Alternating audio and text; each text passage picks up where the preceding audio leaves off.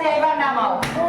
এখন তোমাদের কাছে যে গল্পের বইটা আছে, ওই গল্পের বই এখন তোমরা কি করবে? পড়া শুরু করবে। আর গল্পের বই পড়ার ক্ষেত্রে তোমরা কি করবে? গল্প পড়ার সময় প্রতিটা